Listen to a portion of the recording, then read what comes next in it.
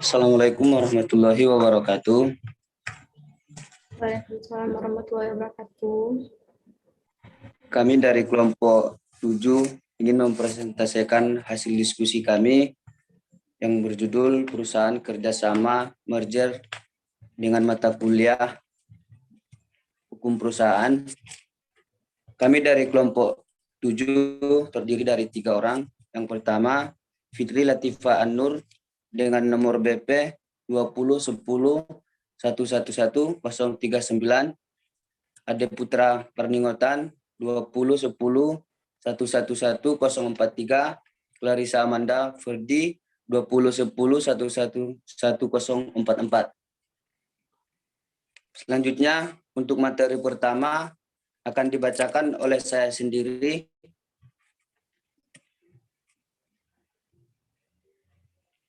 Merger berasal dari bahasa Latin merger, yang berarti satu, bergabung bersama, menyatu, berkombinasi, menyebabkan hilangnya identitas karena terserap atau tertelan sesuatu.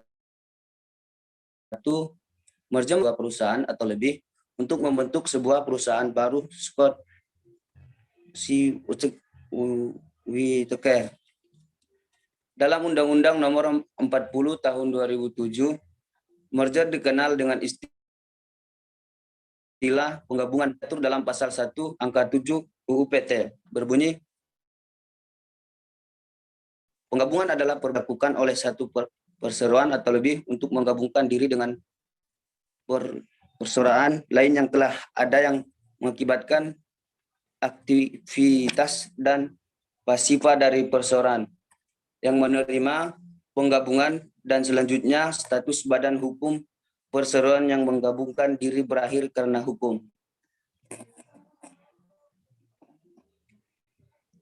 Alasan melakukan merger. Yang pertama, peningkatan penjualan dan penghematan operasi.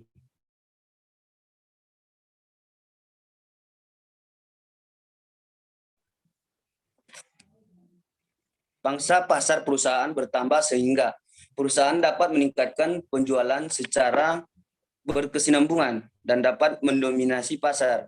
Jika perusahaan industri melakukan merger, maka perusahaan yang memiliki produk pengganti dari jenis produk yang sudah ada akan menambah jenis produk yang ada sehingga dapat meningkatkan produk keseluruhan. Penghematan operasi dapat dicapai dengan merger melalui penghapusan fasilitas yang sama,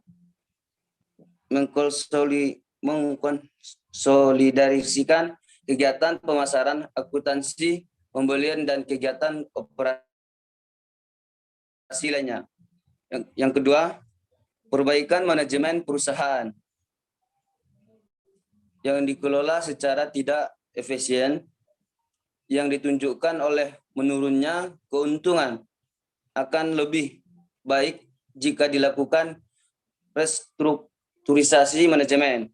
Alasan ini berarti perusahaan-perusahaan dengan keuntungan yang rendah lebih sesuai dilakukan penggabungan. Namun, apabila hal ini dilakukan, maka harus dapat menunjukkan adanya kemungkinan perubahan keuntungan melalui perbaikan manajemen tersebut. Terusnya, pengaruh informasi peningkatan nilai tercipta jika diperoleh informasi baru akibat restrukturisasi perusahaan. Informasi ini merupakan informasi yang dimiliki manajemen, namun tidak dimiliki pasar. Jika manajemen merasa penilaian saham dilakukan di bawah nilai seharusnya undervalued, maka dengan restrukturisasi perusahaan memberikan informasi yang positif sebagai isyarat bahwa perusahaan akan lebih baik sehingga akan terjadi peningkatan harga saham. Terusnya, pertumbuhan perusahaan. Suatu perusahaan mungkin tidak mampu tumbuh dengan laju yang cepat atau cukup seimbang melalui perluasan atau pertumbuhan internal, sehingga perlu dilakukan perluasan eksternal melalui penggabungan. Laju yang cepat atau cukup seimbang melalui perluasan atau pertumbuhan internal, sehingga perlu dilakukan perluasan eksternal melalui penggabungan. Hal ini mungkin terjadi karena perluasan eksternal jauh lebih murah daripada perluasan internal. Demikian juga biasanya lebih mudah memperoleh produk baru dan fasilitas baru dengan penggabungan. Next.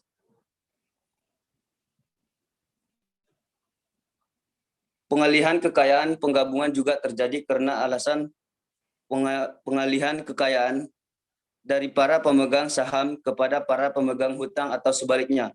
Hal ini disebabkan karena dengan merger memungkinkan dapat mengurangi perubahan relatif variabilitas arus kas.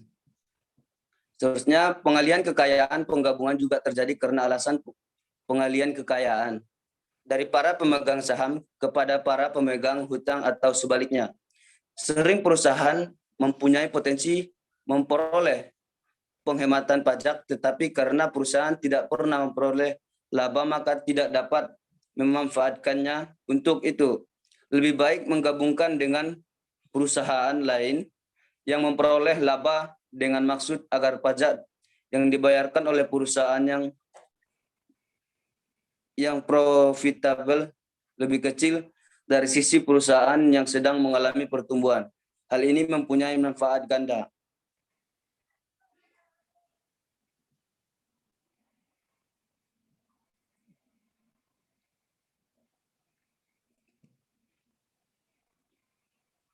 Diversifikasi. Di dalam beberapa merger, diversifikasi merupakan motif dilakukannya merger tersebut. Dengan mengambil alih perusahaan, di dalam ini usaha yang berbeda suatu perusahaan dapat mengurangi ketidakstabilan siklus laba dengan diversifikasi. Maka risiko yang dihadapi atas suatu saham dapat dikompensasi oleh saham yang lain. Dengan demikian, risiko secara keseluruhan menjadi lebih kecil.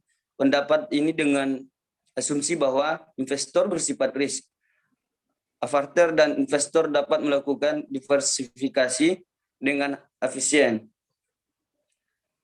Alasan pribadi. Dalam perusahaan yang dimiliki secara perseorangan atau tertutup, maka pemilik mempunyai keinginan perusahaannya diambil alih oleh perusahaan lain telah memiliki saham yang mapan. Para pemilik perusahaan tersebut kemungkinan besar memiliki kekayaan terikat pada perusahaannya, sehingga melalui penggabungan dengan perusahaan yang dimiliki masyarakat atau go public, mereka akan mendapatkan perbaikan yang nyata dalam likuiditas mereka, yang kemungkinan mereka menjual beberapa sahamnya dan mendiversifikasi investasinya. Keuntungan leverage. Dalam restrukturisasi perusahaan, penggunaan leverage keuangan mengalami peningkatan. Jika hal ini terjadi, penciptaan nilai bagi pemegang saham akan terjadi ada timbal balik antara pengaruh pajak perusahaan, pajak pribadi, biaya kebangkrutan, dan agensi, serta pengaruh insentif restrukturisasi perusahaan dapat menyebabkan perubahan leverage keuangan yang kemudian menyebabkan perubahan nilai. Dari selanjutnya kami persilahkan kepada Clarissa. Kami persilahkan. Bacakan materi mengenai jenis-jenis merger. Yang pertama ada merger horizontal. Merger horizontal terjadi jika perusahaan Anda bergabung pada perusahaan dalam industri yang sama. Kemudian, Anda akan melakukan konsolidasi bisnis dengan perusahaan yang beroperasi di ruang yang sama. Biasanya terjadi antara sesama pesaing yang menawarkan barang atau layanan yang sama. Tujuan dari merger horizontal yaitu untuk menciptakan perusahaan baru yang lebih besar dengan pangsa pasar yang lebih banyak. Ketika perusahaan yang digabungkan memiliki operasi bisnis yang sangat mirip, hal itu memungkinkan untuk Anda juga menggabungkan operasi tertentu, sehingga biaya produksi bisa berkurang.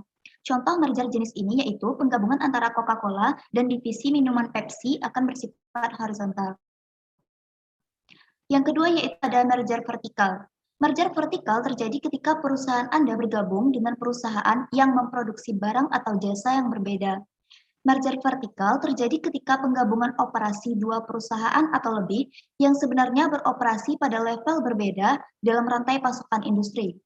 Perusahaan mobil yang bergabung dengan pemasok suku cadang merupakan merger yang bersifat vertikal. Penggabungan tersebut memungkinkan perusahaan mobil untuk mendapatkan harga yang lebih miring pada pembelanjaan suku cadang. Selain itu, perusahaan mobil juga memiliki kontrol kualitas terhadap proses pembuatan. Perusahaan suku cadang sebagai divisi bagian pada gilirannya akan dijamin aliran bisnis yang stabil. Berikutnya yang ketiga yaitu merger perluasan pasar.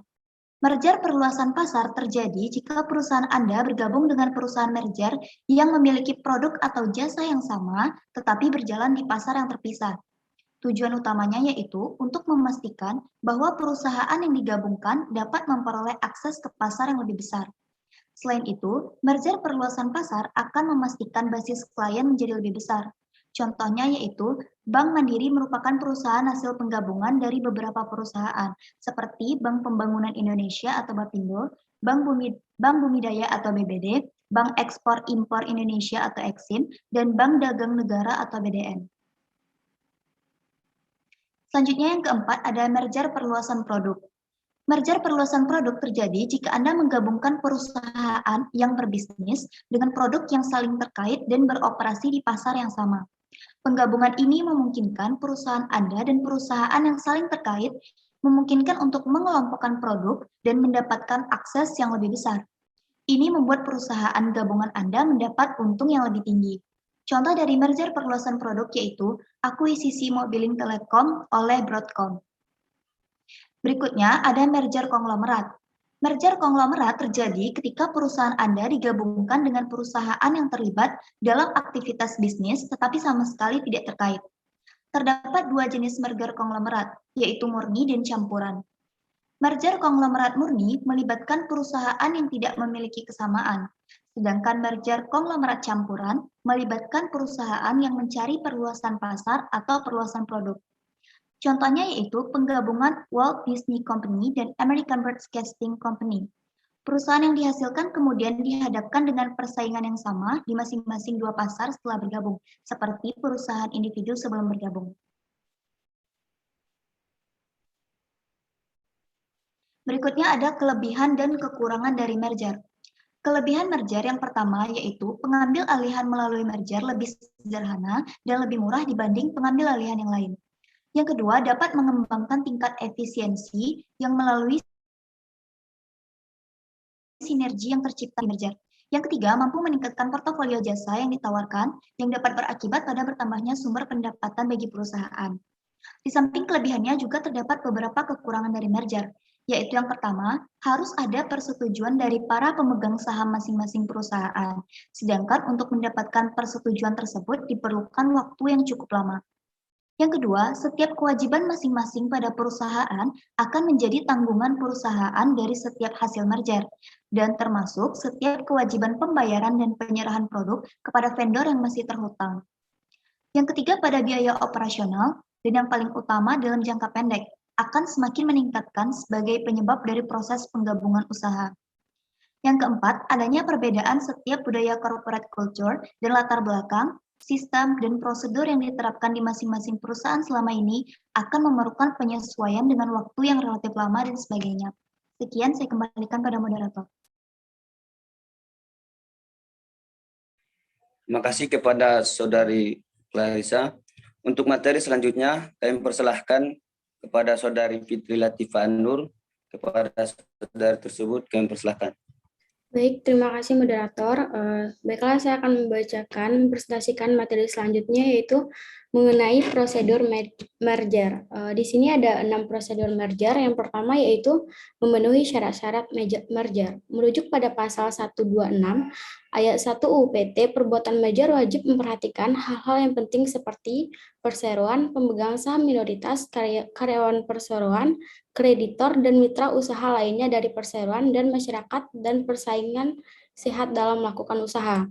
Dalam upaya meminimalisir adanya kerugian suatu perseroan dalam melakukan merger atau penggabungan, maka untuk mengoptimalkan keberhasilan proses dari penggabungan itu, ada baiknya apabila perseroan tersebut melakukan legal due diligence atau LDD atau legal audit. Tujuan dari dilakukannya hal tersebut untuk mengetahui potensi masalah seperti apa yang akan dihadapi ketika proses merger tersebut dilaksanakan. Prosedur yang kedua, membuat rancangan merger berdasarkan pasal 123 Undang-Undang Nomor 40 Tahun 2007 tentang perseroan terbatas. Perseroan harus membuat rancangan penggabungan perseroan yang dimana direksi perseroan akan menggabungkan diri dan yang menerima penggabungan bertanggung jawab dalam membuat rancangan penggabungan.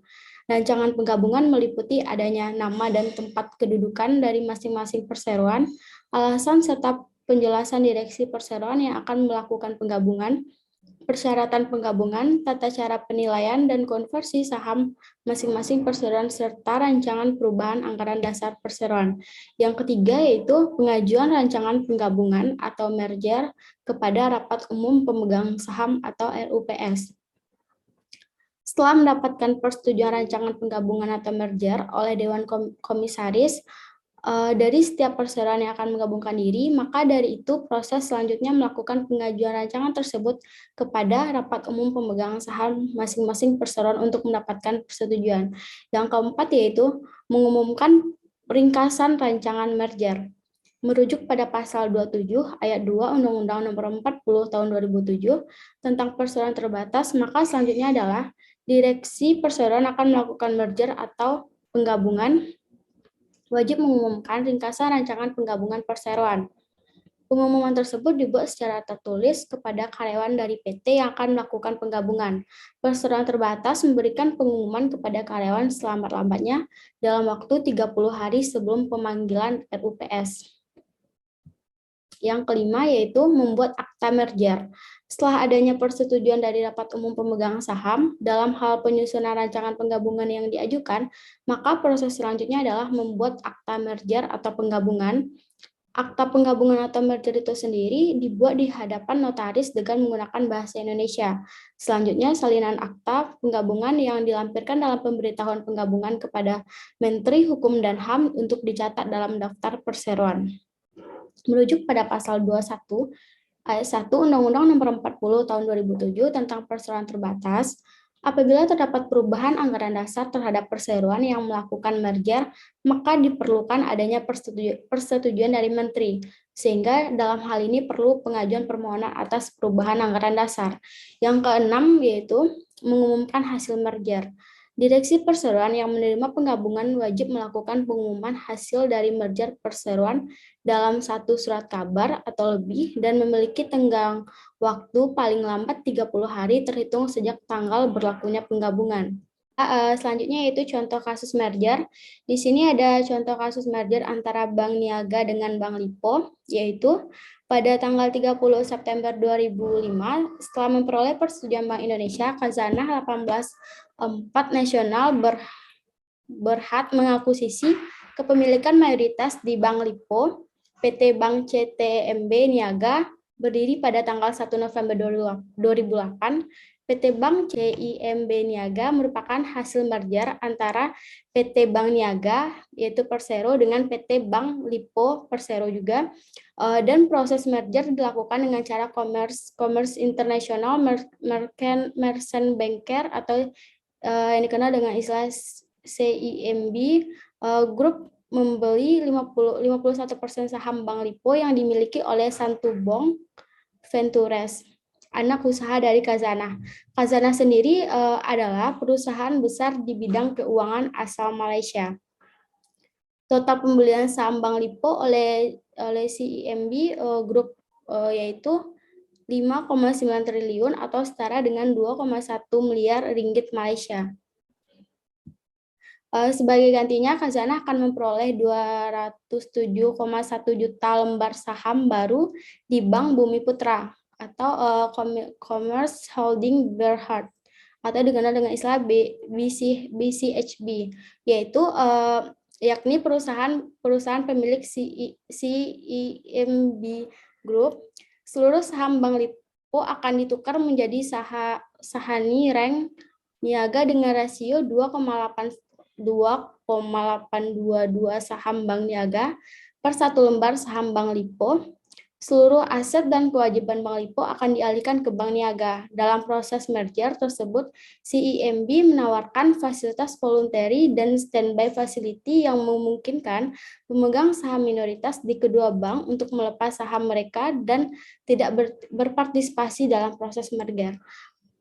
Baik, sekian pemaparan materi dari saya. Saya kembalikan ke moderator.